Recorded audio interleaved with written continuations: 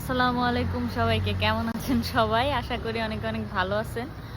অনেক দিন পর আজকে একটা ভিডিও বানাবো ভাবতেছি। আজকের ভিডিওটা হবে রং রং নিয়ে। কোরিয়াতে রংকে কিভাবে বলে সেটা আজকে আমরা শিখবো। ব্ল্যাক রংকে কোরিয়াতে বলা হয় কমজক স্যাক।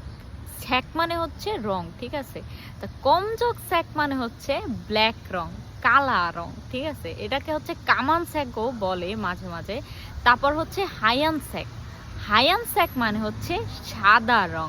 হায়ান স্যাক মানে হচ্ছে সাদা কালার বা সাদা রং, ঠিক আছে? পালগান স্যাক মানে হচ্ছে লাল কালার, লাল রং, পালগান স্যাক। খাল স্যাক হচ্ছে ব্রাউন কালার, ব্রাউন রং। বাম স্যাক হচ্ছে ব্ল্যাক ব্রাউন, মানে হচ্ছে একদম কালো বাদামি যে কালারটা, ওটা হচ্ছে বাম বাম স্যাক। জুহাং স্যাক মানে হচ্ছে অরেঞ্জ কালার। মেয়েদের তো সবার প্রিয় কালার হচ্ছে পিঙ্ক কালার। তা পিঙ্ক কালারকে বলা হয় হোং স্যাক, বুন হোং স্যাক। বুন হোং স্যাক মানে হচ্ছে পিঙ্ক কালার বা গোলাপি কালার। বুড়া স্যাক মানে হচ্ছে পার্পল কালার। ছোরক স্যাক মানে হচ্ছে গ্রিন কালার। ওই যে আমার পিছনে পাতা দেখতেছেন, পাতা হচ্ছে গ্রিন কালার। তা হলুদ কালারকে কি বলা হয় জানেন? হলুদ কালারকে বলা হয় নোরাক স্যাক। হুম স্যাক মানে হচ্ছে গোল্ডেন কালার, ঠিক আছে? হুই স্যাক মানে হচ্ছে গ্রে কালার, গ্রে, ঠিক আছে?